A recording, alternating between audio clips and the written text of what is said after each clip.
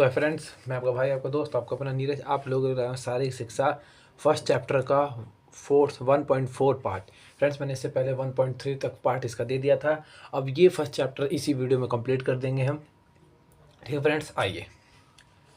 तो शारीरिक शिक्षा के क्षेत्र में जीविका विकल्प की शारीरिक शिक्षा के क्षेत्र में जीविका विकल्प कैसे व्यक्ति अपना जीवन यापन कर सकता है, कैसे कैसे उसमें कैरियर है, कैसे कैसे कैसे अपना व्यक्ति उसमें कामकाज ढूंढ सकता है। ठीक है, तो शारीरिक शिक्षा के कैरियर विकल्प बहुत है इसमें। शारीरिक शिक्षा में क्या है? शारीरिक शिक्षा में शिक्षण कैरियर है, पढ़ाया जा सकता है बच्चों को, शिक्षा टीचर बन सकते हैं। शारीरिक शिक्षा में प्रशिक्षण कैरियर, तैयारी के लिए कोच बन सकते हैं। शारीरिक शिक्षा से संबंधित कैरियर, बहुत से संबंधित कैरियर उससे खेल सब प्रशासन क्षेत्र में कैरियर, खेल प्रशासन के क्षेत्र में बहुत कैरियर है, उपलब्धि प्रशासन में भी बहुत कैरियर है, ये संचार माध्यम में भी कैरियर। इन सब के बारे में डिटेल्स आगे पढ़ेंगे। अभी मैंने आपको मोटा मोटा ये समझा दिया। ठीक फ्रेंड्स, आइए।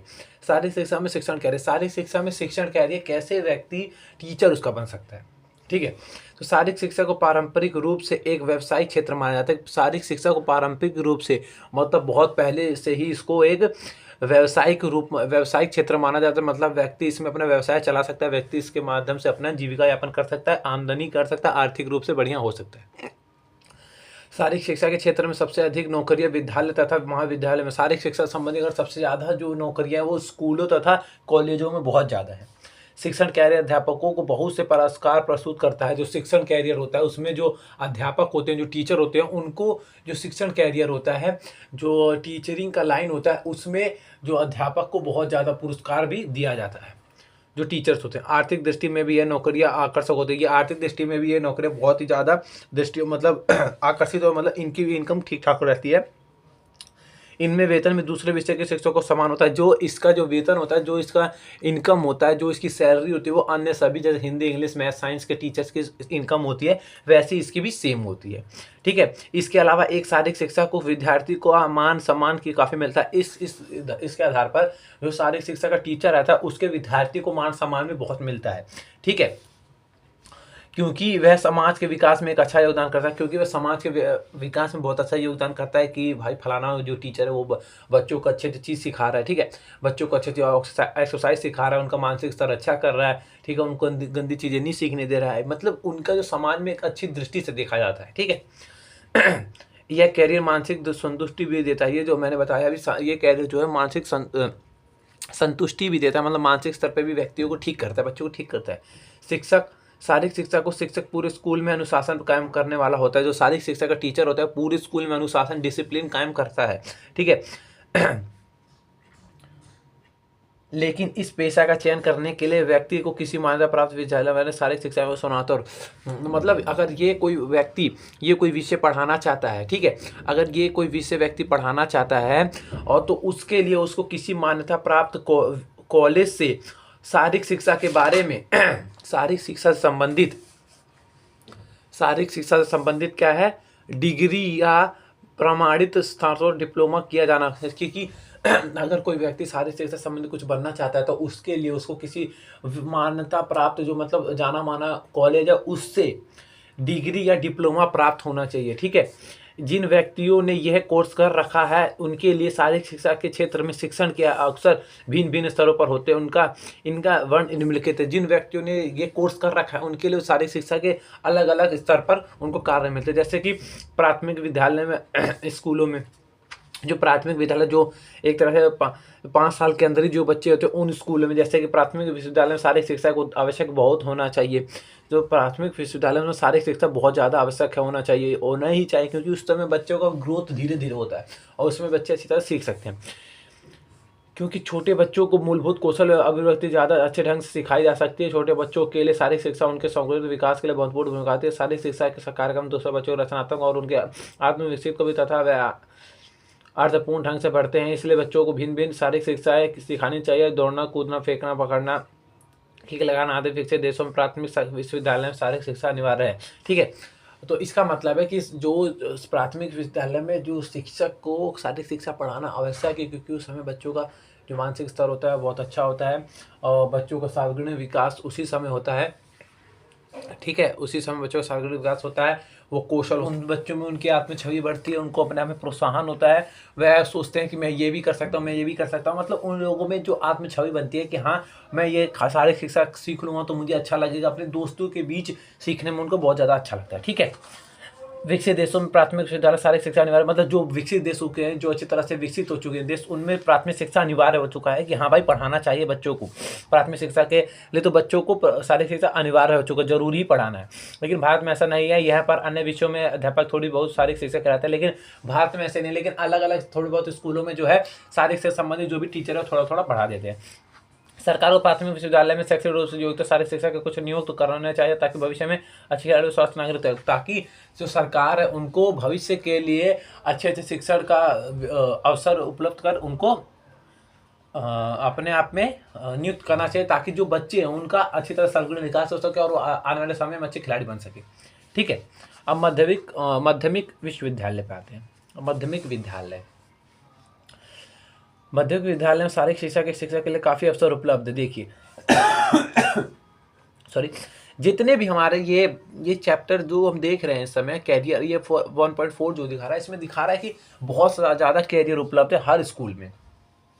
शिक्षण स्तर में बहुत ज़्यादा कैरियर है, इसलिए बताता जा रहा है, हर पैराग्राफ में बता रहा है इसमें कैरियर, इसमें कैरियर, इसमें कैरियर, हर कैरियर में, सब में बहुत कैरियर। ठीक है, लेकिन ये केवल बड़े शहरों में ही जो CBSE, ये जो माध्यमिक विश्वविद्यालय बहुत इसके संबंधित भी बहुत कैरियर है, लेकिन सिर्फ और सिर्फ ये है बड़े शहरों में जो विकसित देश हो चुके हैं उसमें।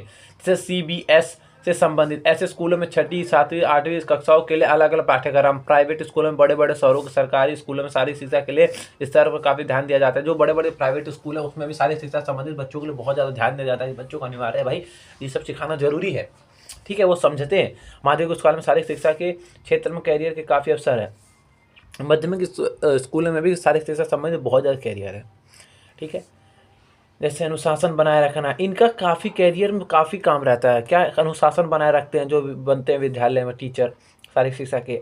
अंत विद्यालय प्रतियोगिता करवाते हैं, विद्यालय में जो भी प्रतियोगिता होती है वो करवाते हैं, बच्चों को तैयार करते हैं। ठीक है, ये सब करवाते हैं। उच्च विद्यालय में शारीरिक शिक्षा या सरकारी या प्राइवेट स्कूल में शारीरिक शिक्षा के क्षेत्र में कैरियर के काफ़ी अवसर उपलब्ध है। ऐसे स्कूल में शिक्षा के सिद्धांत या व्यवहारिक पक्ष की जानकारी देना भी होती है। इस साथ में अंतर्विद्यालय टीमों में तैयार करना पड़ती है। देखो, जो उच्च विद्यालय में, इसमें भी बिल्कुल ऊपर ही एच लिखा है, इसमें भी जो शारीरिक शिक्षा संबंधित बहुत ज़्यादा कैरियर है। स्कूलों के अंदर प्रतियोगिता आयोजन होता है, तो जो शारीरिक शिक्षा टीचर है वो बच्चों को तैयार करते हैं, अच्छे से अच्छा अपना बेस्ट देते हैं कि बच्चे अच्छी तरह से मेडल जीत के लाएं, अपने स्कूल का नाम रोशन करें, वे अपने सार्वजनिक विकास कर सके, पूरी तरह संपूर्ण विकास कर सके, उनका मानसिक स्तर भी अच्छी तरह, शारीरिक रूप से भी अच्छी तरह से हो सके, और जो शारीरिक शिक्षा का टीचर है उसको भी प्रोत्साहन बहुत मिलता है कि मैं ये सब कर रहा हूँ। ठीक है, सीनियर सेकेंडरी स्कूल में क्या होता है, ऐसे स्कूल में शारीरिक शिक्षा की नौकरी पर्याप्त अवसर उपलब्ध है। मतलब इसमें भी थोड़े बहुत पर्याप्त अवसर हैं कि हाँ भाई मिल सकता है नौकरी। ठीक है, वे शारीरिक शिक्षा के थ्योरी, सैद्धांतिक शिक्षा पढ़ाते हैं। मतलब ये शारीरिक शिक्षा के बारे में थ्योरी पढ़ाते हैं कि शारीरिक शिक्षा होती क्या है, शारीरिक शिक्षा में क्या क्या है, कैरियर है, और शारीरिक शिक्षा में मतलब पूरे शरीर के बारे में आ जाता है, वो पढ़ाया जाता है। उसका सैद्धांतिक पढ़ाया जाता है, सैद्धांतिक शारीरिक शिक्षा सैद्धांतिक रूप पढ़ाया जाता है। प्रैक्टिकल्स, व्यवहारिक अन्य चीज़ पढ़ाया जाता है इससे। तो माध्यमिक विश्वविद्यालय के बारे में बात करते हैं। यहाँ पर नौकरियों के बहुत अवसर पर, जो माध्यमिक विश्वविद्यालय महाविद्यालय होते हैं, विश्वविद्यालय होते हैं, बड़े स्कूल होते हैं, या जो कॉलेज होते हैं, कॉलेज यूनिवर्सिटीज़ जो होती हैं, उसमें नौकरियों के बहुत ज़्यादा अवसर उपलब्ध है, बहुत ज़्यादा है। ठीक है, कई महाविद्यालय में शारीरिक शिक्षा के क्षेत्र में अनेक व्यावसायिक कोई कोर्स पढ़ाए जाते हैं, जैसे कई जो बड़े बड़े स्कूल हैं, कॉलेज है, उसमें बहुत बड़े शारीरिक शिक्षा में बहुत ज़्यादा कोर्स पढ़ाया जाता है। BPED, BSc sport, MPED, MPhil के साथ साथ PhD आदि। महाविद्यालय शारीरिक शिक्षा के वैकल्पिक शिक्षा के रूप में, जो महाविश्वविद्यालय में है उसमें शारीरिक शिक्षा एक वैकल्पिक शिक्षा के रूप में कि हाँ भाई तुम्हारा मन हो तो ये ले सकते हो। तो जो शारीरिक शिक्षा है वो बड़े बड़े स्कूलों, बड़े बड़े कॉलेज, बड़े बड़े यूनिवर्सिटीज़ में ये एक विकल्प के यूज़ में है कि भाई अगर तुम्हारा मन हो तो तुम ये भी पढ़ सकते हो। ठीक है, अब आते हैं महाविश्वविद्यालय में टीमों में तैयार करनी पड़ती है। इसमें भी बिल्कुल एज इट इज़ है, छोटे स्कूलों में होती है वैसे ही कॉलेजेस यूनिवर्सिटीज़ में होता है कि बच्चों को टीम में तैयार करना पड़ता है। ठीक है, साथ साथ शारीरिक शिक्षा को कुछ विषय पढ़ाने पड़ते हैं, उनको शारीरिक शिक्षा संबंधित कुछ विषय पढ़ाने पड़ते हैं, क्या क्या होता है, क्या नहीं होता है, क्या इसमें शारीरिक कैरियर है, क्या नहीं, इसमें योगा होगा, जो सब संबंधित शारीरिक शिक्षा है वो सब पढ़ाया जाता है। ठीक है। ये योगा वगैरह के बारे में अभी 7वीं 8वीं यूनिट में हम बात करेंगे, लेकिन इससे पहले हम ये पढ़ लेते हैं फ्रेंड्स, ठीक है। जैसे अनुशासन पद्धति, खेल मनोविज्ञान, खेल में समाजशास्त्र, साथ संगठन में प्रशासन, इनमें जो है शारीरिक से संबंधित खेल मनोविज्ञान पढ़ाया जाता है। खेल में कैसा मनोविज्ञान होता है, समाज शास्त्र कैसा होता है, चिकित्सा शास्त्र कैसा होता है, संगठन, मतलब इन सबसे संबंधित कैरियर पढ़ाए जाते हैं, ठीक है। अब आते हैं शारीरिक शिक्षा में प्रशिक्षण क्या है। शारीरिक शिक्षा में कैसे व्यक्ति को कोचिंग, प्रशिक्षण का मतलब एक तरह से होता है कोच। जो मान लीजिए कोई बैट बॉल खिलाता है तो उसका एक कोच होता है ना, कि कैसे बैट पकड़ो, कैसे बॉल को हिट करो, कैसे फील्डिंग करो, वो कोच होता है। वैसे उसको प्रशिक्षण कहा जाता है। शारीरिक शिक्षा, ये जो शारीरिक शिक्षा होती है, शारीरिक शिक्षा संबंधित जो भी सिर्फ प्रशिक्षण का मतलब होता है कोच, ठीक है। कोच व्यक्ति का क्या कर रहे होता है उसका समझते हैं हम। शारीरिक शिक्षा के क्षेत्र में प्रशिक्षण और कैरियर भी पारस्परिक कैरियर है, मतलब ये भी बहुत पहले चलता हुआ आ रहा है, पारस्परिक कैरियर है, ठीक है। ये क्षेत्र में प्रशिक्षक कोच होता है, जो सिखाता है वो कोच होता है। नौकरियों के काफ़ी उपलब्ध, इसमें भी जो नौकरी के काफ़ी अवसर उपलब्ध है, क्योंकि प्रशिक्षण में खिलाड़ी या आत्मविश्वास, एकाग्रता, टीम भावना का विकसित होता है। क्योंकि जो प्रशिक्षण होता है, जो खिलाड़ी होता है, जो कोच होता है, उसके अंदर आत्मविश्वास होता है, ठीक है। उसके अंदर एकाग्रता होती है, मतलब एक तरफ कॉन्सेंट्रेट कर सकता है वो कोई भी चीज़, ठीक है। टीम भावना को विकसित करता है, जो टीम के अंदर जो हौसला है उसको बढ़ाता है, ठीक है। प्राथमिक विद्यालय में खिलाड़ी को सफलता प्राप्त कर ज्ञान प्राप्त करते हैं, मतलब जो बच्चों को अपने टीम को जिताने के लिए अच्छे से अच्छे अवसर उपलब्ध कराने के लिए उनके अंदर हौसला बढ़ाता है, प्रोत्साहन करते हैं, ठीक है। एक प्रशिक्षक को एक अच्छा अध्यापक भी होना चाहिए। जो एक प्रशिक्षक उसको एक अच्छा अध्यापक, अच्छा टीचर होना चाहिए।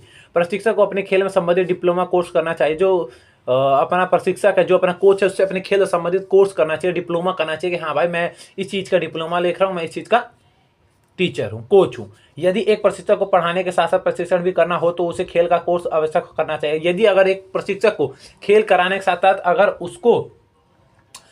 उसको कुछ और अन्यथा कुछ करना है तो उसको मतलब उस चीज़ की जानकारी हो एक तरह से। प्रशिक्षण में सर्टिफिकेट कोर्स केवल उन अध्यापकों के लिए होता है जो पहले से ही शारीरिक शिक्षा के अध्यापक कार्य कर रहे हों। देखो, प्रशिक्षण में जो अपने कोच होते हैं उनको सिर्फ उन्हीं कोचों को, उन्हीं अध्यापक को सर्टिफिकेट कोर्स उन्हीं के पास होता है जो पहले से अध्यापक के रूप में उस यूनिवर्सिटीज या कॉलेज में काम कर रहे हो, अपना कार्य अच्छी तरह से निभा रहे हैं, उनको भी पहले से सर्टिफिकेट दिया जाता है जो पहले से काम करते हैं, ठीक है। प्रशिक्षक में समूह के सामने बोलने में योग्यता होनी चाहिए। जो प्रशिक्षक होता है वो समूह के सामने, मतलब कुछ लोग होते हैं, मान लीजिए अगर 20 आदमी के सामने एक व्यक्ति को खड़ा कर देता है तो हेजिटेशन में कुछ बोल नहीं पाता, वो शर्मा जाता है, वो नर्वस हो जाता है। लेकिन जो प्रशिक्षक होता है, जो कोच होता है, उसको समूह के सामने बोलने की हिम्मत होनी चाहिए, उसके अंदर जो हौसला होना चाहिए कि मुझे कैसे एकदम सटीक तरह से बात करनी है, कैसे बच्चों को सिखाना है, ठीक है। आप मान लीजिए वो ढंग से बात ही नहीं कर पाएगा तो व्यक्ति कैसे अपने बच्चों को पढ़ाएगा, कैसे अपने खिलाड़ियों को सिखाएगा, ठीक है। इसलिए जो उसको बोलने की योग्यता होनी चाहिए समूह के सामने। एक प्रशिक्षक को खेल के नए नियमों और वर्तमान प्रवृत्ति में अवगत करना आवश्यक है। जो प्रशिक्षक होता है उसको ये पता रहना चाहिए भविष्य में क्या क्या नियम था, इस समय क्या नियम है, ठीक है फ्रेंड्स। अब आते हैं कि शारीरिक शिक्षा में संबंधित कैरियर, स्वास्थ्य संबंधित कैरियर क्या होता है। हेल्थ रिलेटेड कैरियर के, हेल्थ स्वास्थ्य से संबंधित कैरियर कौन से हैं। आइए, आधुनिक युग में लोगों की स्वास्थ्य के प्रति जागरूकता में वृद्धि हुई है। सभी व्यक्ति स्वास्थ्य के बारे में सचेत हो चुके हैं। वह स्वास्थ्य एक हष्ट पुष्ट कर रहना चाहते हैं। प्रत्येक व्यक्ति अपनी जीवन शैली अपनाना चाहता है। जो आधुनिक युग है, जो इस समय का युग है, उसमें हर व्यक्ति अपना जो स्वास्थ्य अच्छा ठीक चाहता है, स्वस्थ पुष्ट रहना चाहता है, ठीक है। वो चाहता है कोई बीमारी ना हो, मैं हमेशा ठीक रहूँ, हंसता रहूँ, खेलता रहूँ, ठीक है। इससे शारीरिक शिक्षा के क्षेत्र में स्वास्थ्य संबंधित कैरियर अवसरों को काफी वृद्धि हुई है। ऐसे जो शारीरिक शिक्षा है उसमें भी स्वास्थ्य संबंधित बहुत ज्यादा कैरियर है, बहुत ज्यादा वृद्धि हुई है कि हाँ भाई जो शारीरिक शिक्षा में भी स्वास्थ्य संबंधित कैरियर होने चाहिए, ठीक है। स्वास्थ्य संबंधित कैरियर, स्वास्थ्य एक भार नियंत्रण क्लबों की संख्या में बहुत तेजी से बढ़ोतरी है। इस कारण शारीरिक शिक्षा के सत्रियों की विभाग बढ़ी है। इसमें हेल्प क्लब्स व्यक्तियों को शारीरिक रूप से पुष्ट होने के लिए अच्छा दिखाई देना जैसे इच्छाओं का आधारित होता है। वे हेल्थ क्लब मालिकों द्वारा विशेष अधिकार द्वारा काफी मात्रा में धन बटोरने के लिए खुलवाए जा रहे हैं। वास्तव में है बड़ा योग, मतलब जो शारीरिक से संबंधित जो भी हेल्थ क्लब है, जो भी हेल्प क्लब होते हैं, हेल्प मतलब उसमें व्यक्तियों का जांच पड़ताल होता है कि व्यक्ति का कैसे कोई बीमारी तो नहीं है, कोई बीपी भी तो नहीं बढ़ा, कोई शुगर वगैरह तो नहीं है, कोई शरीर में कोई दिक्कत तो नहीं है। इन सब की चीज़ के बारे में जानकारी होती है तो व्यक्ति अपने आप में एक अच्छा कैरियर बना सकता है। स्वास्थ्य से संबंधित कैरियर के अंदर कैरियर का दूसरा क्षेत्र, अगर स्वास्थ्य से संबंधित हम देखें तो कैरियर दूसरा भी एक और है, जैसे है हमारा एथलेटिक ट्रेनिंग। अगर एथलेटिक ट्रेनिंग जो होता है, लेकिन भारत में ऐसे कैरियर केवल राष्ट्रीय स्तर पर है। एथलेटिक ट्रेनिंग के जो हमारे मेडिकल वो होते हैं, टीचर्स होते हैं, मेडिकल्स हमारे एक तरह से मेडिकल्स जो होते हैं, मेडिकल पीपल्स जो होते हैं, वह सिर्फ और सिर्फ राष्ट्रीय स्तर पर जो हमारे एथलेटिक होते हैं उस वहीं पर होते हैं, ऐसे नॉर्मली नहीं होते। ठीक है, एथलेटिक ट्रेनिंग खेलों की राष्ट्रीय टीमों के साथ साथ कार्य करते हैं। जो एथलेटिक ट्रेनर्स होते हैं, एथलेटिक ट्रेनर्स होते हैं, वो राष्ट्रीय स्तर के खेलों के साथ कार्य करते हैं। ठीक है, अब आ जाते हैं इसमें शारीरिक शिक्षा के कुछ संबंधित स्वास्थ्य संबंधित कैरियर, जो स्वास्थ्य संबंधित कैरियर जो नौकरियां प्राप्त कर सकते हैं, वो भी शारीरिक शिक्षा में। आइए, शारीरिक शिक्षक फिजियोथेरेपिस्ट। ठीक है, ये खिलाड़ी की लंबी समय से चल रही बीमारी, दर्द, चोट, ठीक है, क्या है अपना कि जो खिलाड़ी के लंबे समय से चल रही जो बीमारी है, दर्द है, चोट है, उसका उपचार करते हैं। ये उपचार पुनर्वर्धन विशेषज्ञ होते हैं। ठीक है, अगर व्यक्ति का ज़्यादा वजन बढ़ जाता है तो उसके भी विशेषज्ञ होते हैं कि व्यक्ति का वजन क्यों बढ़ रहा है, ये जो फिजियोथेरेपिस्ट होते हैं। ठीक है, खेलकूद आहार विशेषज्ञ खिलाड़ी के स्वास्थ्य प्रदर्शन में सुधार लाने के लिए पोषण संबंधी सुझाव देते हैं। मतलब जो खेलकूद आहार विशेषज्ञ होते हैं, व्यक्ति को अच्छे से अच्छा आहार दिलाने के लिए अच्छे से अच्छा आहार के बारे में ज्ञान देते हैं कि ये अगर आप खाओगे तो आपके प्रदर्शन में अच्छा सुझाव आएगा, अच्छा परिवर्तन आएगा, जिससे आप जी सकते हो। ठीक है, टीमों जिसमें क्लबों, ये अंतर्राष्ट्रीय और राष्ट्रीय स्तरों के टीमों में भी ये होते हैं। खेलकूद मनोविज्ञान, ये खिलाड़ी के शरीर और मस्तिष्क के बीच संबंधित निश्चित और प्रदर्शन खेल उनकी खाने पीने संबंधी विकास आदि के बारे में करना पड़ता है। देखो, जो खेल कूद मनोविज्ञान होते हैं वो व्यक्ति के मस्तिष्क से लेकर उसके सभी शारीरिक संबंधित जो भी हैं, चिंता है, खाने संबंधी विकार है, उन सभी के बारे में ढंग से समझ के उनको उपचार देता है कि भाई ऐसा मत करो, अच्छी तरह से अपने खान पान पर ध्यान रखो। मतलब खेलकूद मनोविज्ञान, खेलकूद के बारे में अगर व्यक्ति कोई टेंशन ले लेता है कि मैं भाई हार दूंगा ये अगला मैच, तो उसको प्रोत्साहन करते हैं, उसको से अच्छे से अच्छा वातावरण में रखते हैं कि उसका जो मानसिक स्तर ठीक हो जाए, वो प्रदर्शन अच्छी तरह से कर सके। खेल मनोविज्ञान हो गया। एथलेटिक प्रशिक्षक, एथलेटिक प्रशिक्षक उपचार के बाद उन व्यवहारिक सूची तैयार करते हैं खिलाड़ी दर्द के उभरने तथा पूर्ण खेलने में सक्षम बनाते हैं। लेकिन ये एथलेटिक प्रशिक्षक अपना देख रेख करते हैं। अतः कहा जाता है कि शारीरिक शिक्षा के क्षेत्र में काफ़ी नौकरियां, लेकिन भारत में इसकी सीमित अवसर है। जो एथलेटिक प्रशिक्षक होते हैं, ये अगर किसी व्यक्ति को लंबे समय से कोई दर्द है तो उसको व्यायामों द्वारा सुचारू तैयार करते, सूची तरह से तैयार करते। किसी व्यक्ति को पहले समय से कोई दर्द है, एथलेटिक प्रशिक्षक जो होते हैं, प्रशिक्षक होते हैं, जो टीचर होते हैं, वो अगर व्यक्ति को पहले पुराना कोई दर्द हो शरीर में हो तो उसको व्यायाम, उसको जो एक्सरसाइज द्वारा उसको ठीक करा जाता है और उसको समझाया जाता है कि आप ऐसे ऐसे करो, ऐसे ऐसे करो, जैसे डॉक्टर सलाह देते हैं वैसे ये भी जो होते हैं ये भी सलाह देते हैं और व्यक्ति को एक सुचारू रूप से जीवन जीने के लिए अच्छे से प्रोत्साहन करते हैं। ठीक है, खेल प्रशासन के लिए खेल है कि खेल प्रशासन जो खेल प्रशासन चलाते हैं, खेल प्रशासन जो खेल प्रशासन चलाते हैं, खेल चलाते हैं, उसमें क्या क्या कैरियर है। अब आते हैं खेल की ज़्यादा प्रतियोगिता, खेल से संबंधित व्यवसायों के बढ़ने के लिए कारण प्रतियोगिता काफ़ी रही है। देखिए, जो खेल है, खेल में ज़्यादा जब मांग बढ़ रही है, खेल के द्वारा जो ज़्यादा खेल उभरते हुए आ रहे हैं इस समय, तो उसमें ज़्यादा प्रशिक्षक जो होते हैं उनकी मांग बढ़ रही है। अब देखिए इसके कुछ उदाहरण हैं, हम इसमें जो मोटा मोटा 3-4 पॉइंट्स पढ़ेंगे। ठीक है, आइए। तो क्या है अपना, यहाँ पे आ जाते हैं कि शारीरिक शिक्षा के विभाग। शारीरिक शिक्षा में क्या क्या है, भारत में ऐसे बहुत से विश्वविद्यालय, महाविद्यालय जहाँ शारीरिक शिक्षा के विभिन्न कोर्स कराया जाता है। विभागों में प्रशासन चेयरमैन और कुछ शिक्षक महाविद्यालय गैर शिक्षण भी चेयरमैन भी देखे जाते हैं। देखो, जो शारीरिक शिक्षा के विभाग होते हैं उसमें क्या होता है, कोई चेयरमैन होता है जो सब चीज़ का ध्यान रखता है, उसके नीचे जो होता है उसको वो बोलता है कि भाई ऐसे से होना चाहिए, ऐसे से होना चाहिए, कोई भी दिक्कत नहीं होनी चाहिए। शारीरिक शिक्षा संबंधी जो भी बच्चों को ट्रेनिंग, उसमें कोई दिक्कत नहीं होनी चाहिए। ठीक है, उसमें सबको काम बटा हुआ रहता है। ठीक है, अब खेल विभाग है तो शारीरिक शिक्षा खेल, अभी खेल विभाग जिसमें खेल खिलाए जाते हैं, तो खेल विभाग के प्रशासन संबंधी नौकरियों के अवसर उपलब्ध, इसमें भी बहुत ज़्यादा नौकरियाँ उपलब्ध हैं। ठीक है, खेल निर्देशक और पद विश्वविद्यालय में होता है। खेल निर्देशक खेलकूद के विभिन्न कार्यक्रमों के प्रशासन के लिए उत्तरदायी होता है। जो खेल निर्देशक होता है वो खेलकूद के जितने भी कार्यक्रम हैं उसके लिए उत्तरदायी होता है कि खेल ऐसे होंगे, ऐसे होगा, इसमें कोई नियम गलत नहीं होना चाहिए, उन सबका उत्तरदायित्व होता है। ठीक है, अब देखिए औद्योगिक मनोरंजन। अब औद्योगिक मनोरंजन क्या होता है इसको भी देख लेते हैं।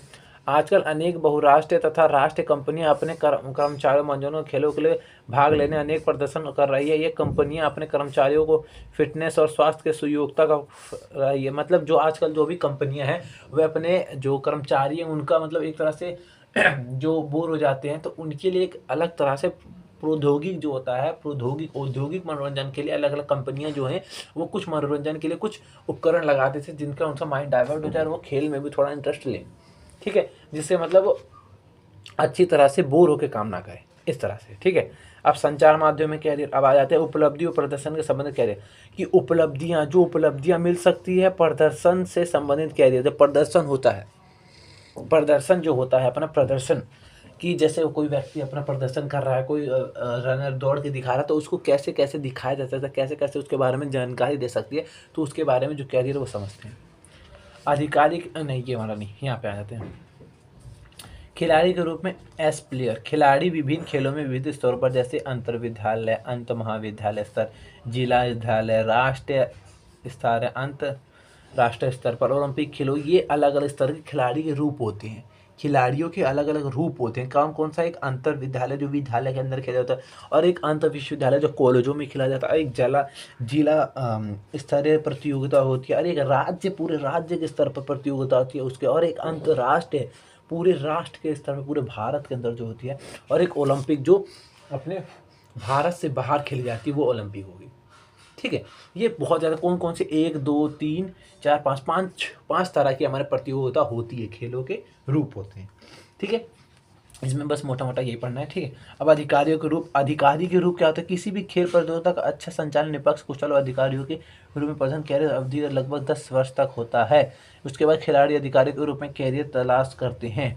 देखिए, किसी भी खेल प्रतियोगिता का अच्छा संचालन, निष्पक्ष और कुल निर्भर करता है। खिलाड़ी के रूप में प्रदर्शन कैरियर सब लगभग 10 वर्ष तक होता है। देखिए, जो अधिकारी होते हैं उनका जो होता है, उसमें जो अधिकारी होते हैं वे अच्छी तरह से किसी के पक्ष में नहीं रहते, वो निष्पक्ष रहते हैं कि भाई कोई भी जीते, मतलब सब अपने अपने मेहनत से जीत रहे हैं, ठीक है। तो जो अधिकारी होते हैं वे अपना एकदम ईमानदारी से अपना कार्य करते हैं, और प्रत्येक व्यक्ति 10 वर्ष के लिए चुना जाता है। उसके बाद उसके लिए नए कैरियर, नए जो अपने जो खिलाड़ी के अधिकारी, उसके लिए नए अधिकारी की तलाश होती है, वो 10 ही वर्ष तक कार्य करते हैं, ठीक है। क्योंकि वे खेल के पूर्ण रूप से जान चुके होते हैं, क्योंकि पूरे खेल को पूर्ण रूप से जानते हैं। इस प्रकार नौकरी के अवसर पाई टाइम में पूर्णकालीन अधिकारी के रूप में भी उपलब्ध हैं, क्योंकि वे पूरी तरह से खेल के अच्छी तरह से जान चुके रहते हैं।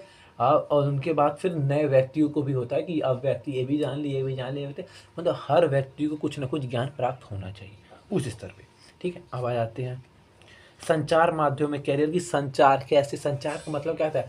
2 या 2 से अधिक व्यक्तियों के बीच। मैंने अपने इसी चैनल पे हिंदी का जो अपना 11th क्लास का, उसमें बता रखा है अभिव्यक्ति और माध्यम का, जो फर्स्ट अभी मैंने स्टार्ट करा है, उसमें मैंने बता रखा है संचार क्या होता है। मतलब 2 या 2 से अधिक व्यक्तियों के बीच ज्ञान, भावनाएं, रचनाएं, ठीक है, विचारों का आदान प्रदान ही संचार कहलाता है। मैंने उसमें बता रखा है, आप उस वीडियो पर जाकर आप देख सकते हैं, ठीक है। नीरज क्लासेस के 11th class Hindi chapter Hindi का अपना जो अभिव्यक्ति का है उसका, ठीक है। अब आते हैं इसी पे देख रहे हैं संचार मतलब कैसे हम खेल के जो अपने कैरियर से, उसमें कैसे जो संचार के माध्यम है उसमें कैसे कैरियर बना सकते हैं, कैसे कोई व्यक्ति अपना जीवन यापन कर सकते हैं। संचार के विभिन्न माध्यम है, जैसे टेलीविज़न में व्यक्ति खेल के बारे में देखता है, रेडियो से सुनता है, समाचार पत्र पढ़ता है, मैगजीन पढ़ता है। इन क्षेत्रों में विभिन्न कैरियर अवसर उपलब्ध बढ़ने बहुत ज़्यादा अवसर इसमें उपलब्ध है, ठीक है। योगदान संचार के साधनों, खेल घटना विभाग और काफ़ी होते हैं।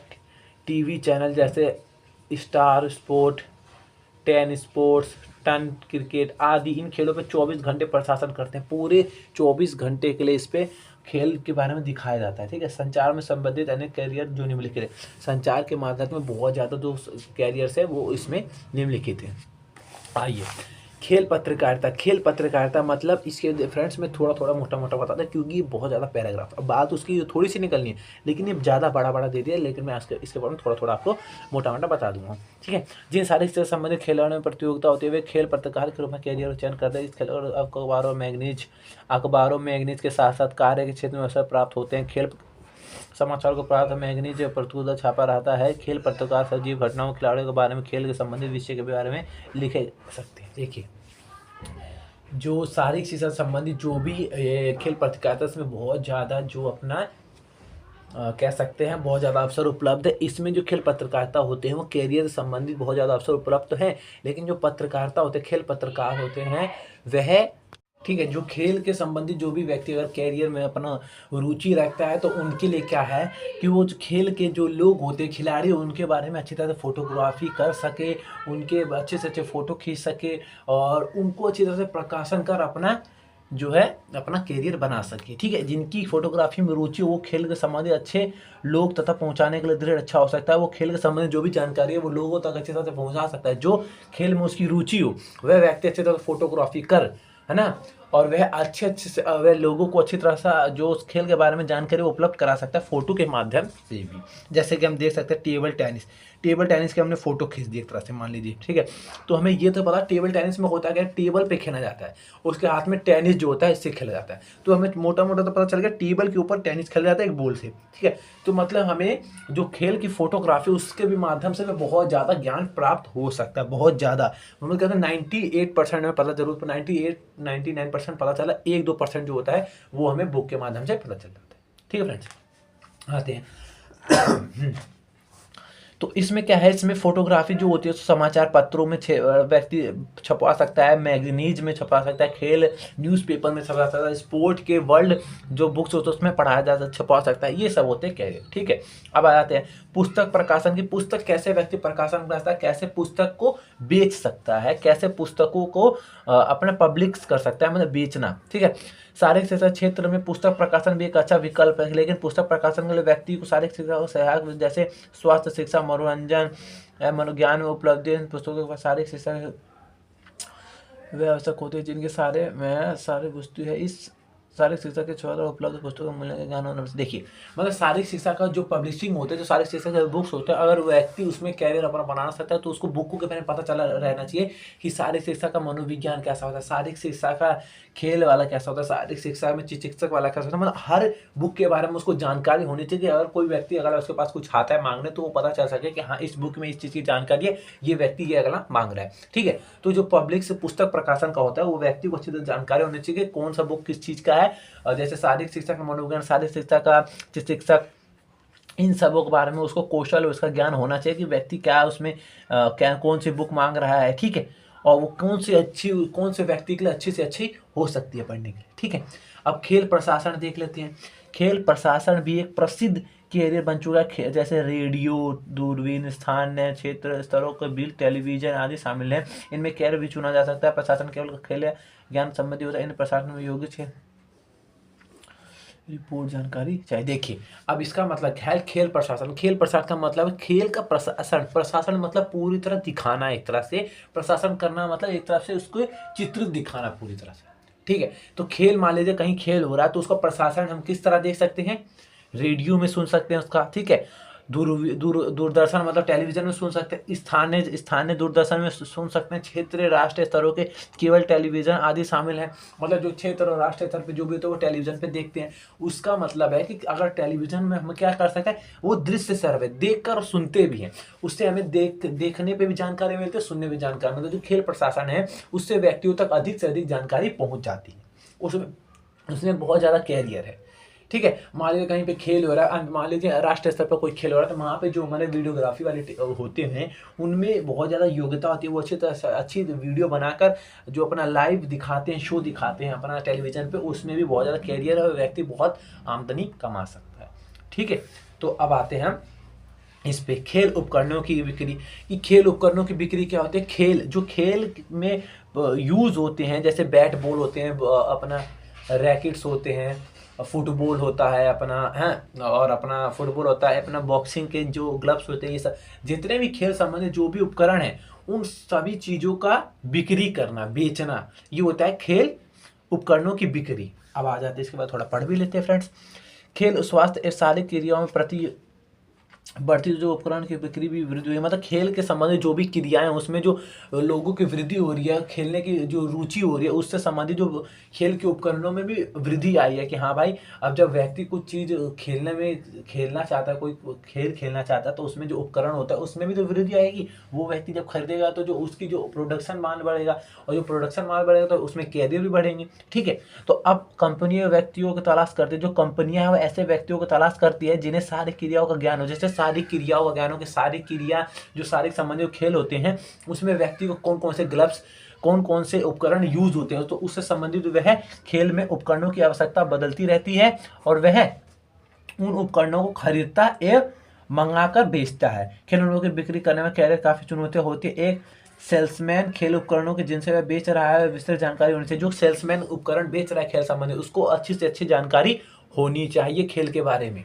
ठीक है, मान लीजिए कोई अभी आ जा रहा है बैट मांगने, ठीक है, बैट बॉल के लिए बैट मांगने आ गया, तो उसको पता रहना चाहिए कि ये बैट कौन से लक्कड़ का बना है, ये बैट कौन से लक्कड़ का बना है, ये बैट कब तक चलेगा, ये बैट कब तक चलेगा, ये अगर कितने फोर्स पे ये अगर हिट करेंगे तो टूटेगा नहीं टूटेगा। हमारे बैट में भी बहुत क्वालिटीज आ जाते हैं, सीजन बैट, नॉर्मल बैट, इन सभी चीज़ों के बारे में जानकारी होनी चाहिए। ठीक है, जिससे जो सामने वाला अगर ग्राहक है वो भी भाई प्रोत्साहन में खुश हो जाता है कि हमें अगले को जानकारी है, मुझे अच्छा से अच्छा माल देगा। तो आइए अब हम इस पे देख लेते हैं, यही हमारा ये वही वाला पार्ट है। तो क्या है, प्रकार के लिए उपकरणों को विशेषज्ञ होना चाहिए, सेलमैनों को व्यक्तियों की आवश्यकता है, जो मैंने पीछे बताया उनके में ज्ञान होना चाहिए कि कैसे कैसे कौन सा चीज़ अच्छा है कौन सा नहीं। ठीक है, अब खेल उद्योग, खेल के जो उद्योग होते हैं, खेल खेलते व्यक्ति कपड़े वगैरह पहनते हैं, जो चीज़ पहन के खेल में प्रदर्शन करते हैं उन चीज़ के बारे में पढ़ लेते हैं। उद्योग में भी काफ़ी कैरियर असीम संभावनाएं हैं, मतलब उद्योग, खेल उद्योग उसमें भी बहुत ज़्यादा कैरियर हैं। ऐसे खेल उपकरणों तथा कपड़ों मांग हमेशा होते हैं। ऐसे खेल के जो उपकरण होते हैं जैसे कपड़ों की भी बहुत ज़्यादा मांग रहती है, जिसमें खिलाड़ियों का प्रदर्शन बेहतर हो सके। एक व्यक्ति स्तर पर खेल स्थापित कर रहा है, यह केवल टी शर्टों, ट्रैक सूट व जूतों से संबंधित हो सकता है, लेकिन इनमें कार्यों के लिए भी डिज़ाइन का ज्ञान होना आवश्यक है। जैसे कि कुछ वर्षों तक पहले धावकों के लिए ढीले प्रयोग किए जाते, जैसे त्वचा से कसे हुए निकल कर पसंद करते थे, क्योंकि वह वायु प्रतिरोध कम होता था। अतः हम कह सकते हैं कि शारीरिक शिक्षा क्षेत्र में पहले की अपेक्षा बहुत निकल कर धावक चुतित सक्रिय रहते हैं। मतलब देखिए इसमें क्या है, खेल उद्योग के बारे में व्यक्ति को जानकारी होनी चाहिए। वैसे तो इसमें ज़्यादातर कुछ नहीं है, जैसे कि अपना टी शर्ट है, बेल्ट है, अपना ये जूते हैं, मोजे हैं, इन सभी चीज़ों के बारे में, सॉक्स वगैरह के बारे में जानकारी रहनी चाहिए व्यक्ति को कि कौन कौन से कपड़े ठीक होते हैं, कौन सा नायलॉन का होता है, कौन सा कॉटन का होता है, कौन सा व्यक्ति पे अच्छा लगेगा, कौन सा नहीं, इससे पहन के व्यक्ति कैसा प्रदर्शन कर सकता है, कैसा नहीं, क्या इसके बेनिफिट है, क्या इसके अपना हार्मफुल है। ठीक है, इन सभी चीज़ों के व्यक्ति को जानकारी होनी चाहिए, जिससे खेल उद्योग में उसकी अच्छी से अच्छी रुचि हो, तो वह अच्छे अच्छे कैरियर बनाकर आमदनी कमा सकता है। ठीक है, तो जो पहले के समय में जो होता था, पहले के जो लोग थे टी शर्ट वगैरह टाइट पहनते थे, जिससे उसमें वायु प्रतिरोध कम होता था और खेल अच्छी तरह से वो अपना खेल अच्छी तरह से होता था। ठीक है, और प्रदर्शन अच्छी तरह से व्यक्ति कर सकते थे, जिससे अच्छे से अच्छा वो पुरस्कार लाते थे।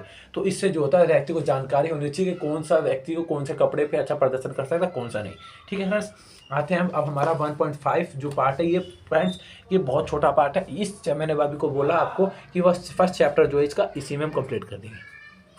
तो खेलो इंडिया एंड तथा फिट इंडिया कार्यक्रम जो हमारा, उसके बारे में समझते हैं। खेलो युवा सम्मेलन मंत्रालय, जो खेलो युवा, खेल संबंधित जो युवा होते हैं उनको खिलाने के लिए, उनको अच्छी तरह से उनके प्रदर्शन को अच्छी तरह से करने के लिए वो जो अपना मंत्रालय है, खेल मंत्रालय, उसने जमीनी स्तर पे ये लागू कर दिया। 2017 में खेलो इंडिया कार्यक्रम लागू कर दिया कि अब व्यक्ति भी अपना प्रोत्साहन बढ़ाने के लिए, अपनी प्रतियोगिता को शामिल लाने के लिए, कि अपनी कौशल और अपनी क्षमता को दिखाने के लिए खेल खेल सकते हैं। इस कार्यक्रम को शुरू होने के उद्देश्य देशों में युवा प्रतियोगिता और गतिविधियों का भाग लेने के लिए प्रेरित करना था। मतलब इसका यह लक्ष्य था कि इस कार्यक्रम को लाने का यह लक्ष्य था कि व्यक्ति अपने अच्छे से अच्छा प्रतियोगिता कर सके और अपनी गतिविधियों में विकास कर सके। ठीक है, यह योजना प्रतियोगिता, पोषण, जन भागीदारी को बढ़ावा देने का खिलाड़ियों को खेल में जोरदार देती है। मतलब ये जो हमारे कार्यक्रम था, यह ग्रामीण स्तर पे भी चालू किया गया कि भाई ग्रामीण स्तर पे भी जो लोग रहते हैं, जो असहारे, उनको वो खेलना चाहते हैं, उनमें रुचि है लेकिन वो कर नहीं पाते, उनको लिए भी ये दिया गया। ठीक है, अवसर दिया गया। अब आते हैं फिट इंडिया पे आ जाते हैं। फिट इंडिया मूवमेंट 29 अगस्त 2019 को माननीय प्रधानमंत्री श्री नरेंद्र मोदी द्वारा फिटनेस को हमारे दैनिक जीवन का अभिन्न अंग बना दिया गया। फिट इंडिया जो मूवमेंट था, फिट इंडिया मूवमेंट जो हमारा था, इसको 29 अगस्त 2019 को माननीय प्रधानमंत्री नरेंद्र मोदी उनके द्वारा यह चालू करवाया गया, यह आरंभ हुआ। आंदोलन का मिशन व्यवहार का बदलाव लाना और अधिक शारीरिक रूप से सक्रिय जीवन शैली बढ़ाना, मिशन रूप से प्राप्त दिशा में फिट इंडिया निम्नलिखित उद्देश्यों को प्राप्त करने के लिए विभिन्न, देखिए जो ये यहाँ पर फिट इंडिया मूवमेंट था, ये व्यक्ति को अच्छे से प्रतियोगिता में भाग लेने के लिए, उनके कौशल और क्षमताओं को बाहर निकालने के लिए, उनके में क्या क्या क्षमता है, क्या क्या कौशल है, उनको परखने के लिए व्यक्ति में क्या क्या उसके क्षमता है, वो अपने कौशलों को समझ सके और अपना विकास कर देश का नाम रोशन कर सके। इसके संबंध जो अपने इससे अंतर्गत अपना फिट इंडिया मूवमेंट प्रधानमंत्री ने निकाला। फिट इंडिया मूवमेंट ने अपने प्रभाव और प्रतियोगिता का इस कोरोना में सिद्ध करने दिखाया। कोरोना काल, देखो फिट इंडिया जो मूवमेंट है इस प्रभाव को जो अपने प्रधानमंत्री उसने कोरोना काल में भी सिद्ध कर दिया कि हाँ भाई व्यक्ति अपने जो फिट इंडिया है उससे व्यक्ति कोरोना काल में भी अच्छे से अच्छा तरह जीवन जी सकता है अगर वह खेल कूद में संबंधित अच्छी तरह से खेल कूद करे तो जो उसके में जो अपना बीमारी से वो दूर रहेगा। ठीक है, वाकई फिट रहना उतना मुश्किल काफ़ी नहीं जितना कुछ लोगों को लगता है, लेकिन फिट रहना बहुत ही मुश्किल काम है। जितना लोगों को आसान लगता है उतना आसान नहीं। थोड़े से परिश्रम से आप हमेशा स्वस्थ रह सकते हैं। अगर थोड़ा सा व्यक्ति परिश्रम कर दे, जैसे मान लीजिए कई लोग अपना व्यायाम करते हैं, मतलब एक्सरसाइज वगैरह करते हैं, उनको आप देखेंगे ना बहुत कम वह बीमार पड़ते हैं। क्यों? क्योंकि उनके जो उनको शरीर को उसकी आदत पड़ जाती है। ठीक है, अगर हमें एक दिन छोड़ देना तो उसको शरीर में उसको दिक्कत होने लगेगी, उसको तबीयत खराब हो जाएगा, उसको हेजिटेशन होगा। इसलिए जो फिटनेस होता है, जो अपना एक्सरसाइज होता है वो ज़रूरी है। व्यक्ति को अपने शरीर को मूवमेंट अक्सर करना चाहिए जिससे उसके शरीर में जो खून की प्रतिभा है, जो अपनी खून का प्रतिरोधक है वो एक नियमित रूप से चले और व्यक्ति स्वस्थ बन सकता है। ठीक है, सभी का सुख छिपा हुआ है। और फिर चाहे योग के बैडमिंटन हो, टेनिस हो, फुटबॉल हो, कराटे, कबड्डी या अन्य पसंद करते हैं, इसमें 30 मिनट तक रोज कीजिए। मतलब कि जो भी व्यक्ति हो, जो भी मानो बैडमिंटन हो, बैट बॉल है, रनिंग हो, जिसमें भी हो, लेकिन व्यक्ति को प्रत्येक 30 मिनट तक तो भी करना चाहिए जिससे कि व्यक्ति का फिटनेस अच्छी तरह से होता है। तो फ्रेंड्स, मैं आशा करता हूँ आप लोगों को ये जो चैप्टर है अच्छी तरह समझ में आया होगा।